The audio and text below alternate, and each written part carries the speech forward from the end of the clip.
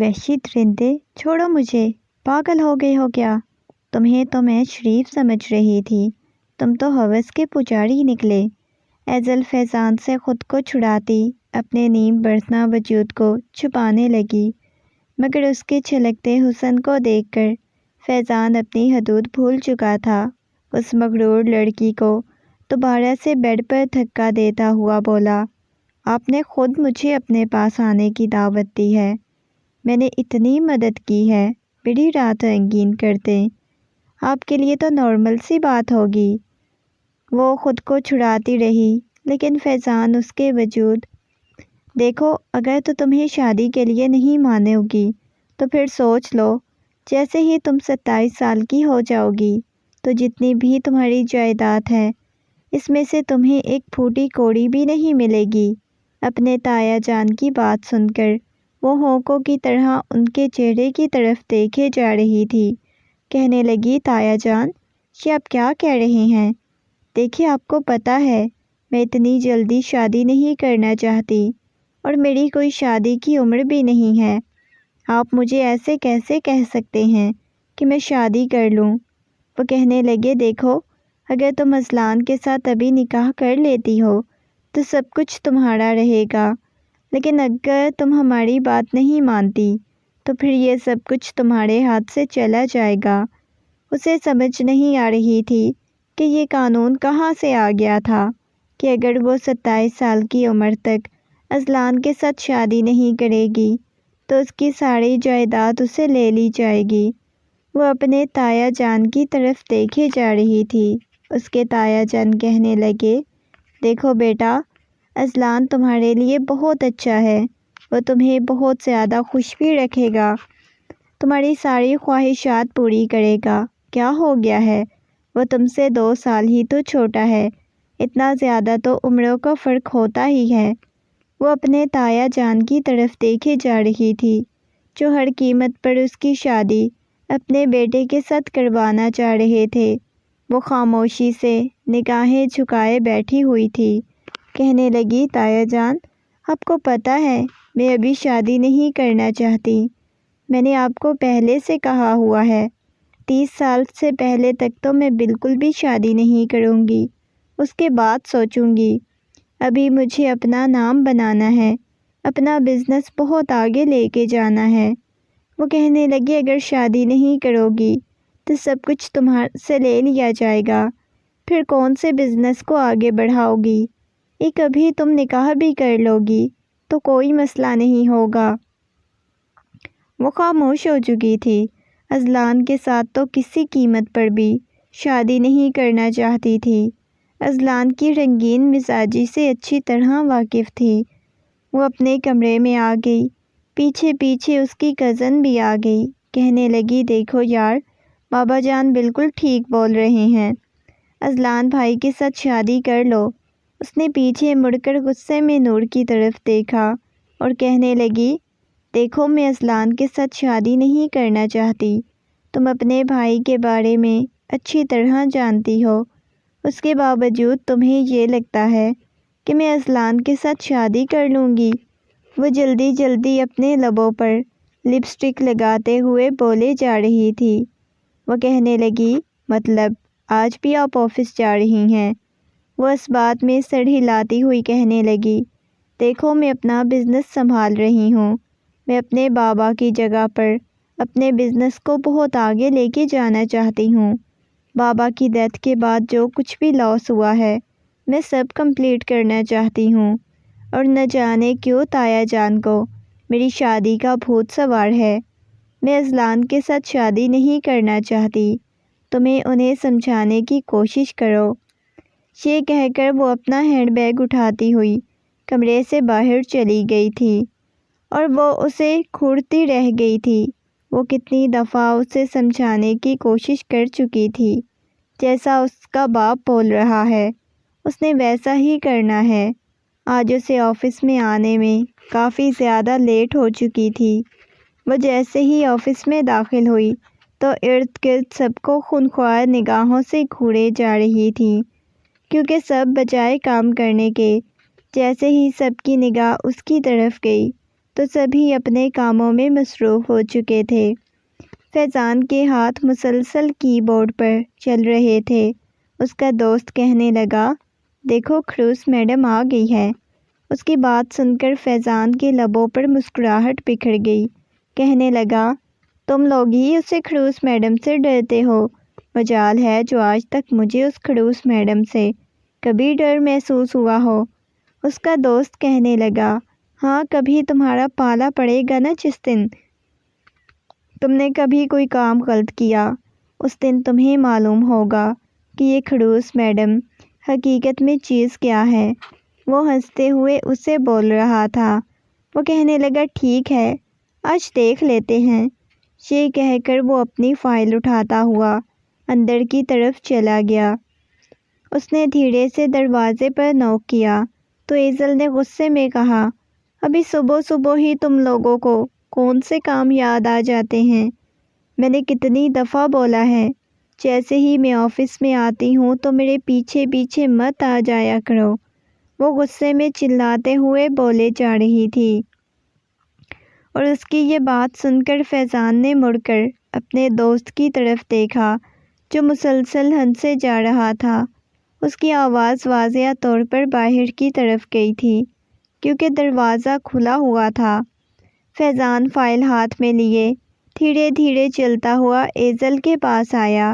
کہنے لگا، میڈم آج آپ کی بہت امپورٹنٹ میٹنگ ہے جس میں تقریباً 5 منٹ باقی ہیں۔ وہ گھڑی کی طرف دیکھتا ہوا بولے جا رہا تھا، اور اگلے ہی لمحے ایزل کا دل کیا وہ اپنا سر پیٹ لے۔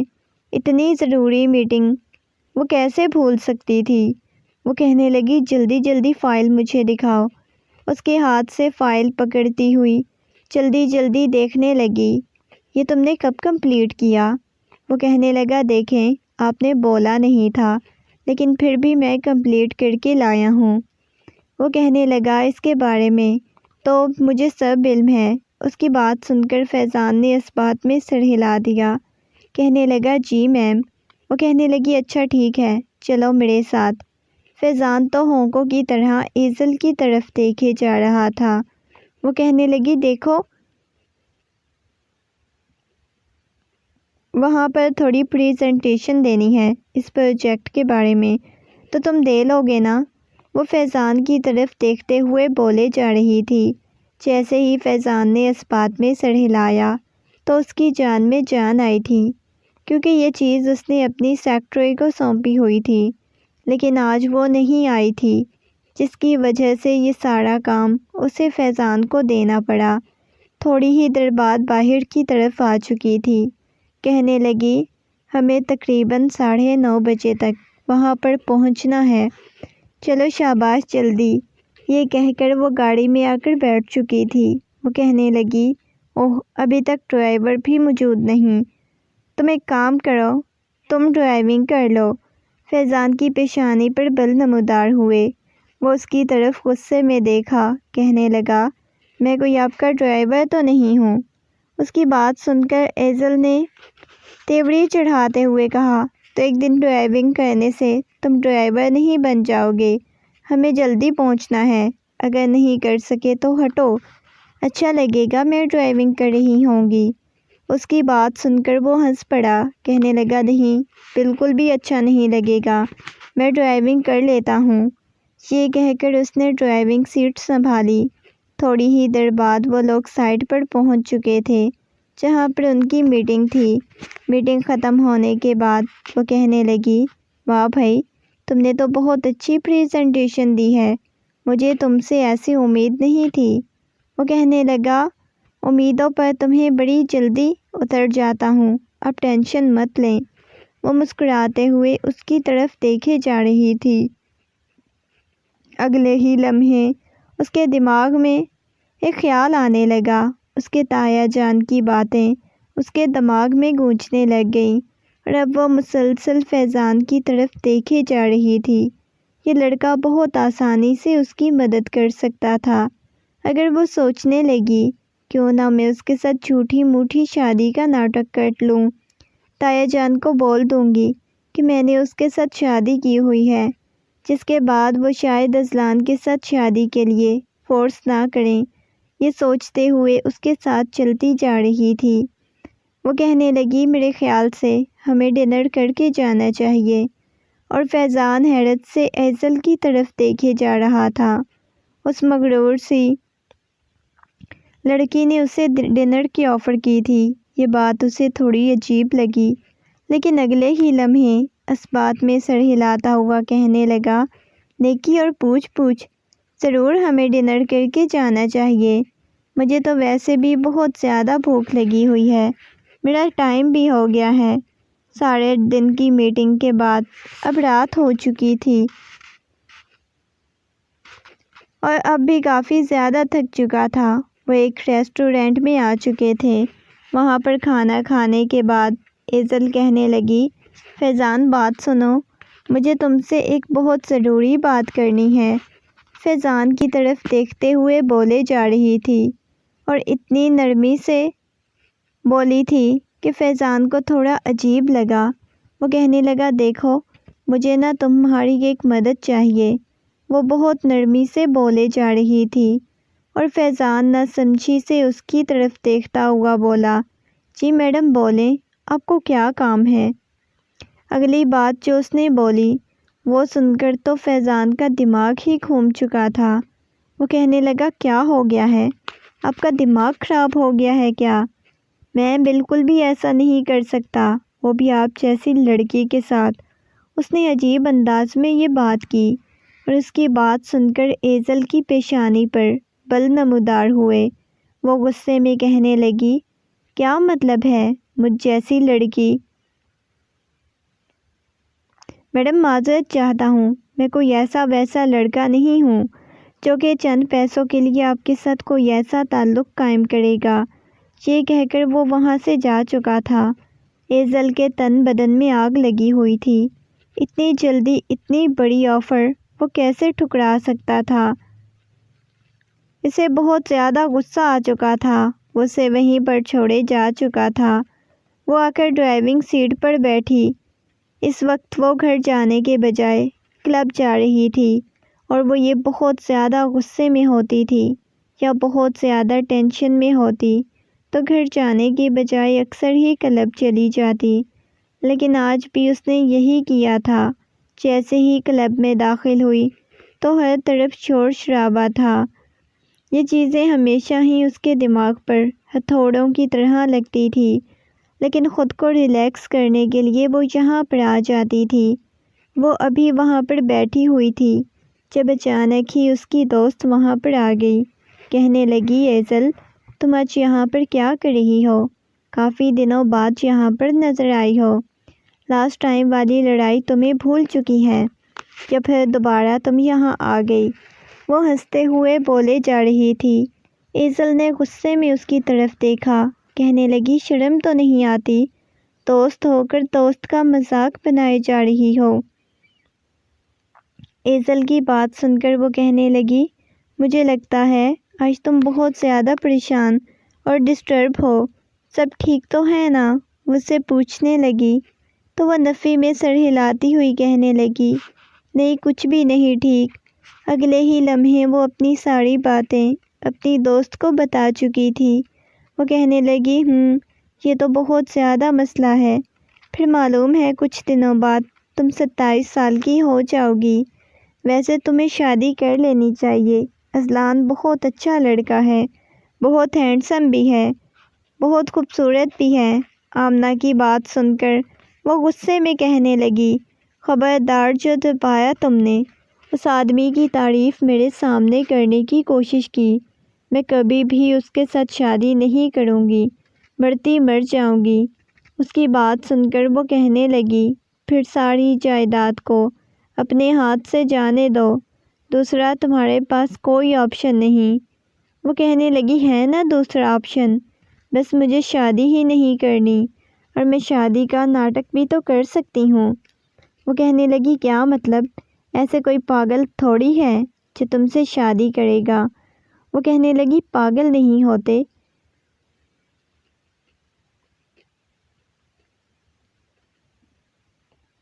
لیکن پیسوں کے لالچ میں لوگ ایسا کر لیتے ہیں، تمہیں اس کی ٹینشن لینے کی ضرورت نہیں، بس ہمیں چھوٹا موٹا ناٹک ہی تو کرنا ہوگا شادی کا۔ یہ کہہ کر وہ مسکرانے لگی تھی۔ اگلے ہی لمحے اس نے ڈرنک والے گلاس کو اپنے لبوں سے لگایا تھا۔ دوسری طرف فیضان کے دماغ میں مسلسل ایزل کی باتیں گونجے جا رہی تھی۔ ہمیشہ سورے آفس والوں کو کھڑوس لگنے والی لڑکی کبھی اسے کھڑوس نہیں لگی تھی، لیکن اسے افسوس ہوا تھا کہ ایزل کی ایسی سوچ ہوگی، اس نے کبھی سوچا بھی نہیں تھا۔ وہ مسلسل چھت کو گھوڑے جا رہا تھا، اٹھ کر بیڈ پر آ چکا تھا۔ تھوڑی ہی دیر بعد دروازے میں اس کی مما داخل ہوئی، کہنے لگی کیا ہو گیا ہے؟ ابھی تک تم ہم سے ناراض ہو، ابھی تک اتنے زیادہ غصے میں ہو؟ وہ نرمی سے اس سے پوچھے جا رہا تھا۔ وہ کہنے لگی دیکھیں مما، مجھے فی الحال آپ میں سے کسی سے کوئی بات نہیں کرنی، پلیز مجھے اکیلا چھوڑ دیں۔ وہ کہنے لگی دیکھو بیٹا، کیوں تم خود کو اذیت دے رہی ہو؟ اپنے باپ کو بھی یہ چیز ہمیں بالکل اچھی نہیں لگ رہی جو کچھ تم کر رہے ہو۔ تمہارے پاس کس چیز کی کمی ہے؟ یہ تم خود کو بلا وجہ اذیت اور تکلیف دیے جا رہے ہو۔ وہ اس کی گال پر ہاتھ رکھتے ہوئے بولے جا رہی تھی۔ وہ کہنے لگا دیکھیں مما، میں فی الحال آپ لوگوں سے کوئی بات نہیں کرنا چاہتا، مجھے آپ لوگ اکیلا چھوڑ دیں۔ یہ کہہ کر وہ وہاں سے اٹھ کر بلکونی میں کھڑا ہو چکا تھا، اور اس کی مما جانتی تھی کہ وہ کبھی بھی ان کی بات نہیں مانے گا۔ جب تک اس کا دماغ غصہ نہیں اترے گا تب تک وہ اپنی مرضی کرے گا۔ وہ کہنے لگی دیکھو، 3 ماہ ہو گئے ہیں تمہیں مجھ سے اور اپنے باپ سے ٹھیک سے بات کیے ہوئے، کیوں خود کو بلا وجہ کی اذیت اور تکلیف دے رہے ہو؟ تمہارے پاس کس چیز کی کمی ہے؟ وہ پھر سے وہی بات سمجھانے کی کوشش کر رہی تھی۔ وہ کہنے لگا مجھے یا آپ کے یا بابا کے ٹکڑوں پہ نہیں پلنا، پلیز خدا کے لیے مجھے کچھ دیر اکیلا چھوڑ دیں، پہلے ہی بہت زیادہ پریشان ہوں۔ یہ کہہ کر اس کے کانوں میں ایزل کی باتیں گونج رہی تھی، جس نے کہا تھا کہ تم جتنا مجھ سے پیسہ مانگو گے میں تمہیں اتنا پیسہ دینے کے لیے تیار ہوں، لیکن بدلے میں تمہیں بس میرا چھوٹا موٹا شوہر بننا ہوگا اور تمہیں چند دن میرے ساتھ رہنا ہوگا۔ وہ کیسے ایسی بات کر سکتی تھی؟ وہ اپنے بالوں کو مٹھیوں میں دبوچے بیٹھا ہوا تھا۔ اس نے فیضان کو اس قابل سمجھا تھا کہ اسے چھوٹا موٹا شوہر پیسوں کے لیے لالچ میں اس حد تک گر سکتا تھا۔ اسے عجیب سا محسوس ہو رہا تھا۔ رات کا نہ جانے کون سا پہر تھا۔ ایزل کو یوں محسوس ہوا جیسے کوئی اس کے پاس بیڈ پر بیٹھا ہوا ہو۔ اس کا دل بڑی شدت سے دھڑکنے لگ گیا تھا۔ اس نے ایک دم سے آنکھیں کھولی۔ کمرے میں بالکل اندھیرا چھایا ہوا تھا۔ اس نے سائڈ ٹیبل پر لیمپ جلانا چاہا تو لیمپ بھی نہیں جلا تھا۔ وہ کہنے لگی کون ہے؟ اسے گھبراہٹ ہو رہی تھی۔ اگلے ہی لمحے اسے کمرے میں قدموں کی آہٹ سنائی دینے لگی۔ ایسے لگ رہا تھا اس کا دل بڑی شدت سے دھڑکنے لگ گیا تھا۔ وہ گھبراتے ہوئے پوچھنے لگی کون ہے کمرے میں، لیکن اسے کسی کی کوئی آواز نہیں آئی تھی۔ فوراً ہی اٹھ کر لائٹ کی طرف گئی۔ اس نے کمرے کی لائٹ چلائی تو کمرے میں کوئی بھی نہیں تھا۔ اس کا دل ابھی بھی بہت تیزی سے دھڑک رہا تھا۔ اس کے چہرے پر پسینہ آ چکا تھا۔ وہ گہرے سانس لیتی ہوئی سائڈ ٹیبل سے پانی والا جگ اٹھا کر پانی پینے لگ گئی۔ پانی پینے کے بعد اس نے موبائل پر دیکھا تو رات کے تقریباً 3 بجے کا وقت تھا۔ اس کے بعد اسے نیند نہیں آئی تھی، لیکن بار بار اس کی آنکھوں کے سامنے فیضان کا چہرہ گھومنے لگ گیا تھا، جو کتنی آسانی سے اس کی اتنی بڑی آفر کو ٹھکرا کر چلا گیا تھا۔ وہ غصے میں بیٹھی ہوئی تھی، مزید اسے غصہ آ چکا تھا۔ وہ اتنی زیادہ حسین تھی، اس میں کسی چیز کی کمی نہیں تھی، لیکن اب اسے ایسا محسوس ہوتا تھا جیسے فیضان اس کی ضد بن چکا ہے۔ شادی کرے گی تو صرف فیضان کے ساتھ، اس نے کیوں اسے ٹھکرایا؟ اسے اس بات کی سمجھ نہیں آ رہی تھی۔ اگلے دن تایا جان نے صبح ناشتے کے وقت دوبارہ ایزل کے ساتھ وہی بات دہرائی تو وہ خاموش ہو گئی۔ کہنے لگی، تایا جان، میں کسی سے محبت کرتی ہوں۔ اس کی بات سن کر اذلان نے ایک دم سے ایزل کی طرف دیکھا۔ کہنے لگا، یہ اچانک تمہیں کس سے محبت ہو گئی؟ آج سے پہلے تو تم نے کبھی ایسی بات نہیں کی۔ میں اچھی طرح جانتا ہوں، اگر تمہیں کسی سے محبت ہوتی تو تم پہلے دن ہی بتا دیتی۔ اب یہ چالاکیاں کرنے کی بالکل بھی ضرورت نہیں۔ تمہاری شادی ہوگی تو صرف میرے ساتھ ہوگی۔ یہ کہہ کر وہ غصے میں ناشتہ چھوڑ کر چلا گیا۔ وہ کہنے لگی، دیکھیں، میں کسی قیمت پر بھی اذلان کے ساتھ شادی نہیں کرنا چاہتی۔ مجھے وہ نہیں اچھا لگتا۔ میں کسی اور سے محبت کرتی ہوں اور شادی بھی کروں گی، بس اسی کے ساتھ رہنا چاہتی ہوں۔ آپ مجھے روکیں یا جو مرضی کریں، مجھ پہ اتنا حق ہے کہ میں اپنی مرضی سے لائف گزاروں۔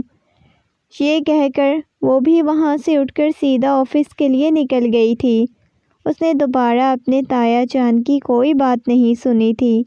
آفس آتے ہی اس کی نگاہیں فیضان کو ڈھونڈے جا رہی تھی۔ تھوڑی ہی دیر بعد دروازے سے اسے آفس میں داخل ہوتا ہوا نظر آیا۔ اس نے سیدھا اپنے آفس میں بلا لیا تھا۔ اسے آفس میں آیا، کہنے لگا، دیکھیں، آپ کی بات مجھے منظور ہے۔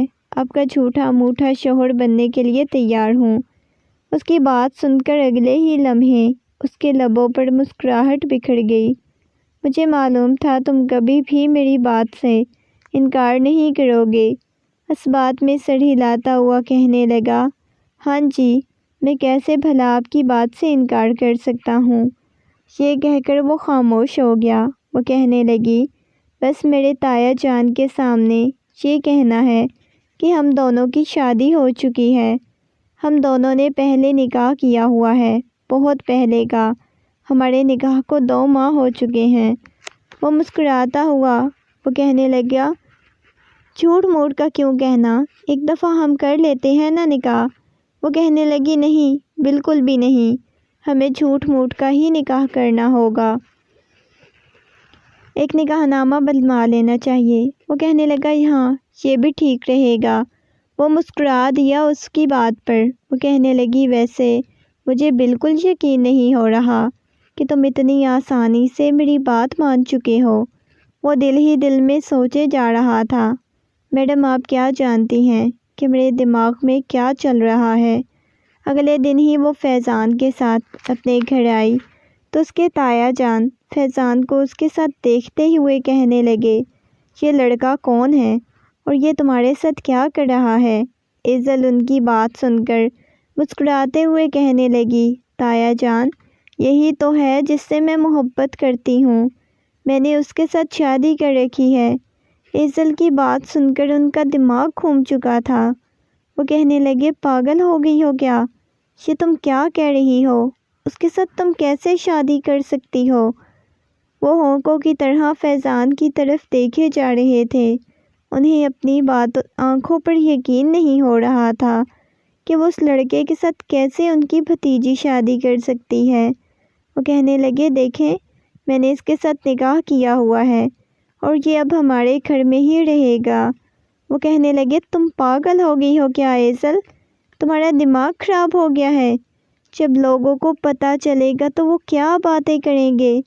وہ کہنے لگی، اس بارے میں کچھ بھی نہیں جانتی کہ لوگ کیا باتیں کرتے ہیں اور کیا نہیں۔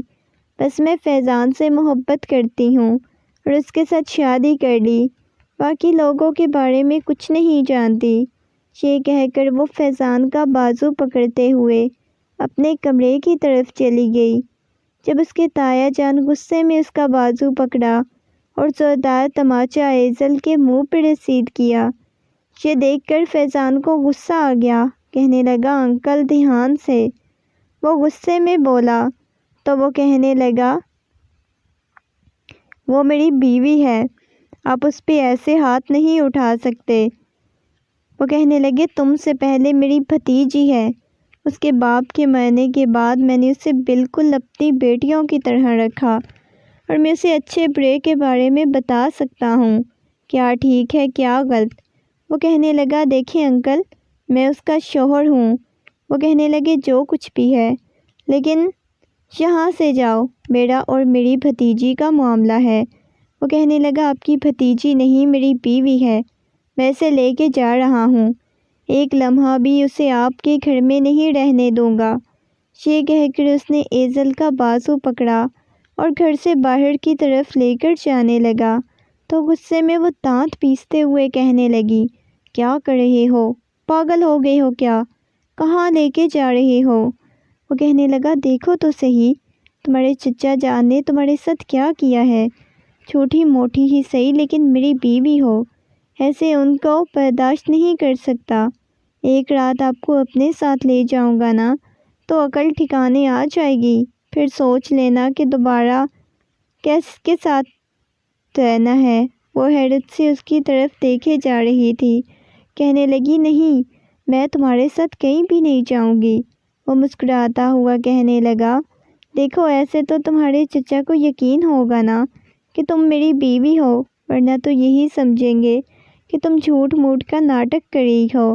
وہ بھی مکمل طور پر ایزل کو اپنے جال میں پھنسانا چاہتا تھا اور ایزل اس کی بات مان چکی تھی، کہنے لگی ہاں یہ بات بھی ٹھیک ہے، ہم نے جھوٹ موٹ کا نکاح تو کر لیا نا۔ وہ مسکراتے ہوئے کہنے لگا ہاں جھوٹ موٹ کا ہی نکاح کیا ہے، اگلی حقیقت تو وہ خود جانتا تھا کہ کون سا جھوٹ موٹ کا اس کے ساتھ نکاح کر چکا ہے۔ تھوڑی ہی دیر بعد لے کر اسے فلیٹ پر آ چکا تھا۔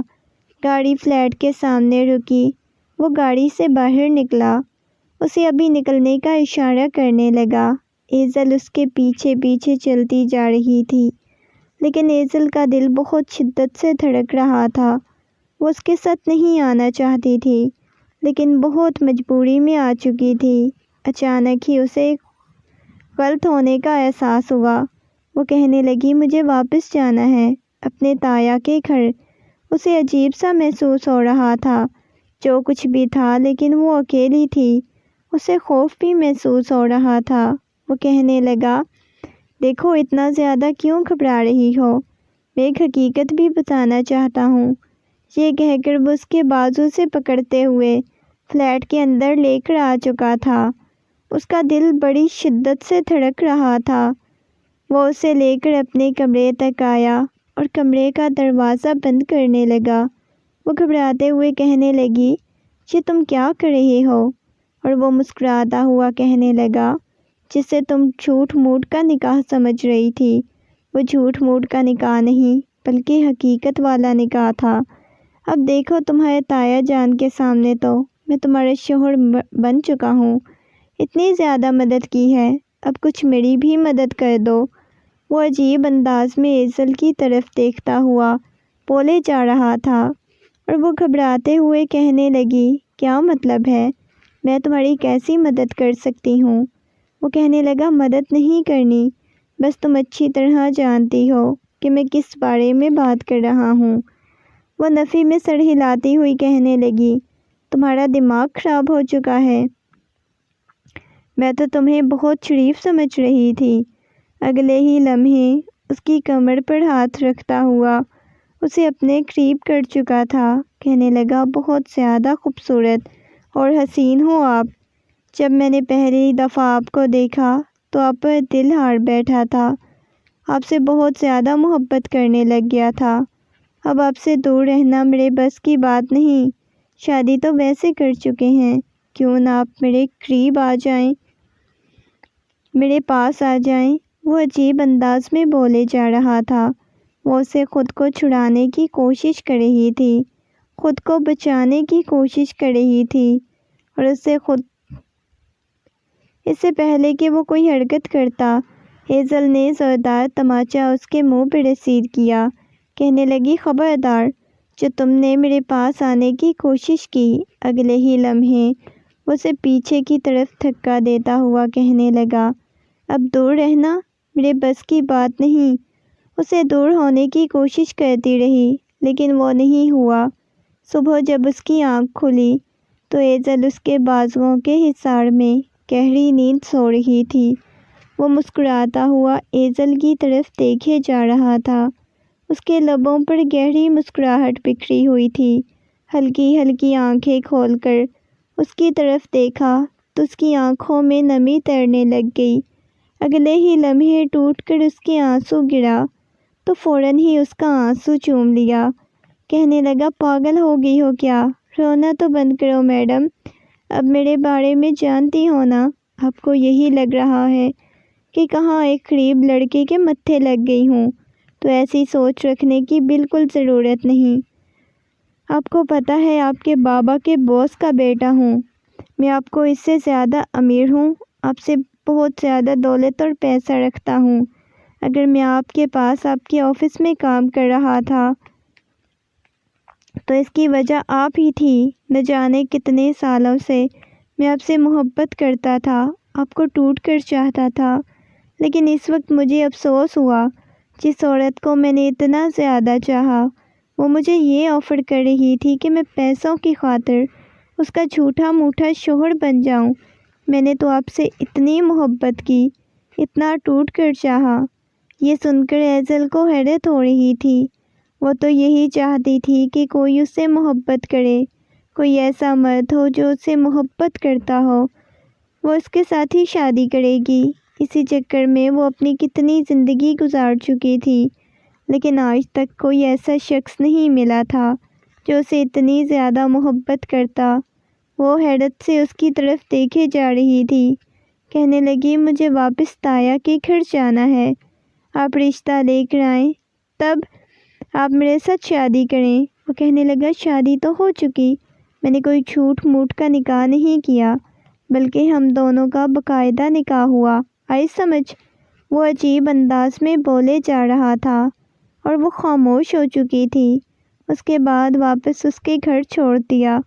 اگلے دن اس نے اپنی فیملی والوں کو بولا کہ ایک ہی شرط پر آپ لوگوں سے بات کروں گا، اگر آپ لوگ ایزل کے ساتھ میری شادی کروا دو۔ اس کے بابا کہنے لگے، بس اتنی سی بات ہے، اس کے لیے اتنے ڈرامے لگائے ہیں؟ وہ نفی میں سر ہلانے لگا، لیکن اگلے ہی دن اس کے گھر رشتہ لے کر جا چکے تھے اور اس کے تایا جان نے بغیر چوں چڑا کیے رشتے کے لیے حامی بھر دی، کیونکہ وہ جانتے تھے نکاح تو وہ کر چکی ہے۔ اور پھر وہ دن بھی آ گیا جب ایزل دلہن بنی، اس کے کمرے میں بیٹھی ہوئی تھی اور وہ مسکراتا ہوا کمرے میں داخل ہوا۔ اس کے سامنے آ کر بیٹھا تو اس کے لبوں پر گہری مسکراہٹ بکھر گئی۔ وہ کہنے لگی، مجھے یقین نہیں ہو رہا تم مجھ سے اتنی محبت کرتے ہو، وہ بھی اتنے سالوں سے۔ اگر مجھے پہلے پتہ ہوتا تو کبھی اتنی دیر نہ کرتی شادی کرنے میں۔ وہ مسکراتے ہوئے بولے جا رہی تھی۔ وہ کہنے لگا، کوئی بات نہیں، میں پھر بھی آپ سے 3 سال بڑا ہوں، 30 سال کا ہوں، آپ 27 سال کی ہیں۔ وہ مسکراتے ہوئے بولے جا رہا تھا۔ وہ کہنے لگی، یہ بھی میری بہت زیادہ عمر ہو چکی ہے، چلے اب تمہارے انتظار میں اتنی عمر ہم نے گزار دی۔ یہ کہہ کر وہ مسکرا دی۔ اگلے ہی لمحے وہ اسے اپنے بازوؤں کے حصار میں لے چکا تھا۔